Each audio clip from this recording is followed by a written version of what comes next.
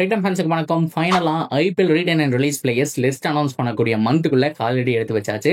And புதுவிதமான trade விண்டோடைய அப்டேட்டும் வந்திருக்கு. இது எல்லாத்தையுமே நியூ ட்ரேட் அப்டேட் எல்லாத்தையுமே கம்ப்ளீட்டாக ஒரு வீடியோவில் பார்க்க போகிறோம். அதுக்கு முன்னாடி ஃபர்ஸ்ட் டைம் சேனலுக்கு வரீங்கன்னா மறக்காம சப்ஸ்கிரைப் பண்ணி சப்போர்ட் பண்ணுங்க. அப்போ தான் அப்டேட் எல்லாமே வந்து சேரும். சரி வாங்க வீடியோக்குள்ள போகலாம். ஸோ ஃபர்ஸ்ட் ஆஃப் ஆல் ரொம்ப முக்கியமாக இந்த இடத்துல நம்ம பார்க்க வேண்டியது நவம்பர் 15 டெட்லைன் அப்படிங்கிற மாதிரி சொல்லியிருக்காங்க. அன்னைக்கு தான் கடைசி நாள். ஆல்ரெடி நம்ம சொன்ன மாதிரி இப்போ மறுபடியும் அதை அஃபீஷியலாகவும் அனௌன்ஸ் பண்ணியிருக்காங்கன்னு சொல்லியாகணும். நிறைய வெப்சைட்டில் கூட இதை போட்டிருக்காங்க, அவங்களுடைய பேஜ்லையும் போட்டாங்க. நவம்பர் 15 அப்படிங்கிறத டெட்லைன். அதுக்கப்புறம் டிசம்பர் 15 ஆப்ஷனாக இருக்கலாம் அப்படிங்கிற பேச்சுவார்த்தை போயிட்டு இருக்கு.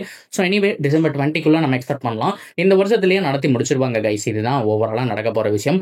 அப்படியே கட் பண்ணால் நவம்பர் 15 என்னென்ன பண்ணோம் அப்படின்னா, ட்ரேட் விண்டோஸ் எல்லாம் பார்த்தோம் அப்படின்னா குயிக்காக மூவ் பண்ணியே ஆகணும். ட்ரேட் விண்டோவில் நீங்கள் பிளேயர்ஸ் யாராவது வாங்குறதா இருந்தாலும் சரி, அது மட்டும் இல்லாமல் cash to cash trade, player to player trade, இல்லை கேஷ் வித் பிளேயர்ஸ் ரெண்டுமே சேர்ந்து கொடுத்து வாங்குறது, இப்படி எல்லாமே ஏகப்பட்ட விதங்கள் இருக்கு இல்லையா. ஸோ இன்னைக்கு இந்த வீடியோ அப்லோட் பண்ணுற வரைக்கும் நவம்பர் 4 இந்த வீடியோ வந்திருக்கும். ஸோ அப்படி பார்க்கும்போது இன்னும் 10 days தான் டெட்லைனு. இதுக்குள்ள எல்லாமே முடிஞ்சிருக்கும். இப்போ வந்திருக்க ரீசன்ட் அப்டேட்ஸ் எல்லாம் என்ன அப்படின்னு நீங்கள் கேட்டீங்கன்னா, சஞ்சு சாம்சனை சிஎஸ்கே கடைசி வரைக்கும் ட்ரை பண்ணியிருக்காங்க. ஆல்ரெடி சொன்ன மாதிரி ட்ரேட்ல 2-3 விதம் தான் இருக்கு. ஒன்று கேஷ் டு கேஷ், அதாவது நீங்கள் கேஷ் மட்டும் கொடுத்துட்டு பிளேயரை மட்டும் வாங்கிக்கலாம். ஸோ கேஷ் கொடுத்து நீங்கள் செட் பண்ணிக்கலாம். ஸோ இது ஒரு விதம். இன்னொன்று நீங்கள் பிளேயரை மட்டும் கொடுத்துட்டு பிளேயரை வந்துட்டு எக்ஸ்சேஞ்ச் பண்ணிக்கிறது. ஒரு பிளேயர் அங்கே அனுப்பிட்டு ஒரு பிளேயரை இங்கே கொண்டு வரது ஒரு விதம். அப்படி இல்லைன்னா ஒரு சில பிளேயர்ஸுடைய பட்ஜெட் கம்மியாக இருக்கும் இல்லையா. ஸோ உதாரணத்துக்கு நீங்கள் 10 கோடி மதிப்புள்ள இன்னொரு பிளேயர் அங்கேருந்து வாங்குறீங்க அப்படின்னா, இந்த பக்கம் ஒரு பிளேயரை கொடுத்துட்டு அது போக கொஞ்சம் பட்ஜெட்டும் கொடுப்பாங்க. லைக் ஒரு 5 கோடி பக்கம் பட்ஜெட் கொடுத்துட்டு 5 கோடி மதிப்புள்ள ஒரு வீரரும் கொடுப்பாங்க. இந்த மாதிரியும் ட்ரேட் நடைபெறும். அது அவங்களுக்குள்ள பேசி முடிச்சுக்கக்கூடிய ஒரு விஷயம். ஸோ அப்படி பார்க்கும்போது ஸ்டப்ஸை வந்து அங்கே அனுப்பிச்சிட்டு சஞ்சு சாம்சனை இங்கே வாங்கியிருக்கிறதா தகவல் வந்திருக்கு. அதாவது DCRRக்கு நடுவில் இந்த ட்ரேட் நடந்திருக்கிறதா சொல்றாங்க. ஸோ அஃபீஷியல் கன்ஃபர்மேஷன் இந்த வீக்ல வரலாம். இந்த உலகக்கோப்பை விமன்ஸ் வேர்ல்ட் கப் போனதுனால பெருசா மேஜர் அப்டேட் அப்படிங்கிறது BCCI சைட்லேருந்து ஐபிஎலுக்கு போல, ஐபிஎல் சைடும் பெருசா புஷ் பண்ணல. ஸோ இந்த தடவை பார்த்தோம் அப்படின்னா கிளீனா இந்த வீக்கோட எண்டுக்குள்ளேயே அந்த அப்டேட் வரும் அப்படிங்கிற மாதிரி சொல்லியிருக்காங்க. இது எல்லாமே போக சஞ்சு சாம்சன் ட்ரேட் ஒரு பக்கம் இருக்கட்டும், சிஎஸ்கே கடைசி வரைக்கும் போறாங்கன்னு என்ன ஆச்சு அப்படின்னா, ஆல்ரெடி சொன்ன மாதிரி அவங்களுடைய டிமாண்ட் பெருசா இருந்தது. ஆர்ஆர் என்ன கேட்டாங்க அப்படின்னா, ஒன்று ஜடேஜா, சிவம் துபே 2 பேர் கொடுத்துட்டு சாம்சனை வாங்கிக்கங்க அப்படின்னு சொன்னாங்க. அதுக்கு சிஎஸ்கே ஒத்துக்கவே இல்லை. இதே வேற ஒரு பிளேயரோ இல்லைன்னா கேஷ் ஏதாவது கொடுத்திருந்தாலோ ஸோ அவங்க கண்டிப்பாக ஒத்துக்கிட்டுமாங்க. பட் இருந்தாலுமே ஒத்துக்கவே இல்லை. சிஎஸ்கே என்ன நினைச்சிருந்தாங்க அப்படின்னா, ரச்சின் ரவீந்திராவை கொடுத்துடலாம். ரச்சின் ரவீந்திரா அப்புறம் இன்னொரு பிளேயர் சம்திங் யாரோ கொடுத்துட்டு அப்போ கூட நாங்கள் பார்த்தோம் அப்படின்னா சஞ்சு சாம்சனை வாங்கிக்கிறோம் அப்படின்னு சொல்லியிருந்தாங்க. ஸோ அதுக்கு அவங்க அக்செப்ட் பண்ணல. அப்படி பார்க்கும்போது ஜடேஜா, துபேவெல்லாம் கொடுக்க முடியாது, நாங்கள் இதுலேருந்து விளைக்கிறோம். அவர் சப்போஸ் இன்கேஸ் அவர் அக்ஷன் வந்தார் அப்படின்னா அப்போ நாங்கள் பார்த்துக்கிறோங்கிற மாதிரி கலந்துட்டாங்க. இன்னொரு பக்கம் வாஷிங்டன் சுந்தருக்கு கொக்கி போட்டிருக்காங்க. சரி ஓகே, இது அப்படியே இருக்கட்டும். அப்படியே கட் பண்ணோம் அப்படின்னா இன்னொரு விஷயம், KKR ரொம்ப ஹார்டா ஒரு கேப்டனை தேடிட்டு இருக்காங்க அப்படிங்கிற விஷயம் இன்னைக்கு நேற்று கிடையாது, ஒரு 2 weeks பார்த்தோம் அப்படின்னா இந்த அப்டேட் போயிட்டு இருக்கு. அவங்க பண்ண மிகப்பெரிய தப்பு ஸ்ரேயஸ் ஐயரை விட்டதான். ஸ்ரேயஸ் ஐயரை அப்படியே பிடிச்சி ஹோல்ட் பண்ணி வச்சிருந்தாங்கன்னா அந்த டீம் இன்னும் பயங்கரமா இருந்திருக்கும். ஸ்ரேயஸ் ஐயர் இல்லாம ஒரு கேப்டன்சி மெட்டீரியல் எஸ் ரஹானே நல்லா பண்றாரு. பட் இருந்தாலும் டீம் ஃபார்ம் பண்ண விதம் அப்படிங்கிறது சரியில்லை. அதனால ஒரு சாலிட் கேப்டன், ஒரு சூப்பர் பேட்ஸ்மேன், ஒரு சூப்பர் ஆல்ரவுண்டர்னு சொல்லிட்டு பெரிய லிஸ்ட். அவங்க கிட்டத்தட்ட ரொம்ப முக்கியமா வெங்கடேஷ் ஐயரை மட்டும் ரிலீஸ் பண்ணா போதும், அவங்க கிட்ட ஒரு 23 crore அப்படிங்கிறது இருக்கும்.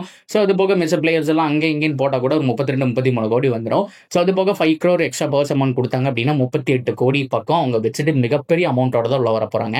ஸோ இன்கேஸ் அப்படி வந்தாலும் நிறைய பிளேயர்ஸ் வாங்கலாம். இருந்தாலும் KKR வந்துட்டு KL ராகுல் கிட்ட தனிப்பட்ட முறையில் வந்துட்டு அப்ரோச் பண்ணியிருக்காங்க. இதாவது எங்களுக்கு டீமுக்கு வந்துட்டு கேப்டன்சி தேவைப்படுது, ஸோ நீங்கள் வர முடியுமாங்கிற மாதிரி டெல்லி கிட்ட கேட்டிருக்காங்க.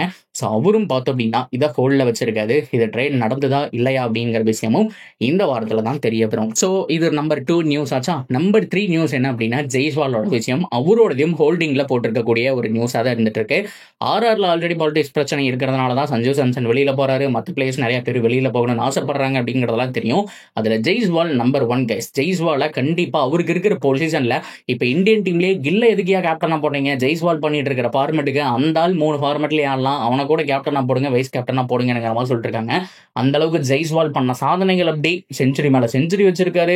நல்ல பொட்டன்ஷியல் இருக்கு. 10 மேட்ச்ல 7 மேட்ச் வந்துட்டு சூப்பரா ஆடி தருவார். 3 மேட்ச் ஃபெயிலியர் ஆனா கூட. ஸோ அந்த அளவுக்கு கன்சிஸ்டன்சி இருக்கு. ஜெய்ஸ்வால் கிட்ட அந்த பொட்டன்ஷியல் இருக்கு. அபிஷேக் சர்மா, ஜெய்ஸ்வால் தான் உண்மையாலுமே பெஸ்ட் பேருங்கிற மாதிரி சொல்லிட்டு இருக்காங்க. அப்படி பார்க்கும்போது அப்படிப்பட்ட ஜெய்ஸ்வால் ஆர்ஆர்ல முடங்கி கிடக்க விரும்பல அப்படிங்கிறதா அவருடைய தாட்டாவும் டாட்டாவும் இருந்துட்டு இருக்கு. அட்லீஸ்ட் வந்துட்டு கேப்டன்சி கொடுக்கல அப்படின்னா கூட ஒரு டீம் டிஸ்கஷன் வைக்கும்போது அவரும் முன்னாடி வச்சு என்ன பண்ணலாம் அப்படிங்கிற மாதிரி பேசணும். ஸோ எதுக்குமே அவங்க பிடி கொடுக்கல அப்படிங்கிறதுனால ஜெய்ஸ்வால் என்னுடைய பொட்டன்ஷியலுக்கு வேற ஒரு பக்கம் போலான்னு யோசிச்சிருக்காரு. கேகேஆர் தான் மறுபடியும் ஜெய்ஸ்வாலுக்கு ஒன் செகண்ட் பேச்சுவார்த்தை நடத்திட்டு இருக்கிறதா சொல்றாங்க. ஸோ இந்த ட்ரேடுடைய அஃபீஷியல் கன்ஃபர்மேஷனும் ஸோ அப்கமிங் வீக்ஸ்ல வரும். ஸோ எனிவே ஓவராலா 10 days தான். 10 daysல நீங்க எதிர்பார்க்கக்கூடிய எல்லா நியூஸுமே வந்துடும். சரி, ஓகே, இது எப்படி டெலிகாஸ்ட் எல்லாம் பண்ணுவாங்க அப்படின்னு கேட்டீங்கன்னா, ஸோ ஆல்ரெடி சொன்ன மாதிரி ஜியோ இல்லைன்னா மற்ற சைடில் யார் அந்த ப்ராட்காஸ்டர் அப்படிங்கிறத சொல்லுவாங்க. ஸோ அது போக ஈவினிங் 5 to 7, 7:30 இது வரைக்கும் 2 hours நீங்க பார்த்தீங்க அப்படின்னா எந்தெந்த டீம் யார் யார் வாங்கியிருக்காங்கன்னு சொல்லிட்டு ஸ்பெஷல் லைவ் ப்ரோக்ராமே போட போறாங்க.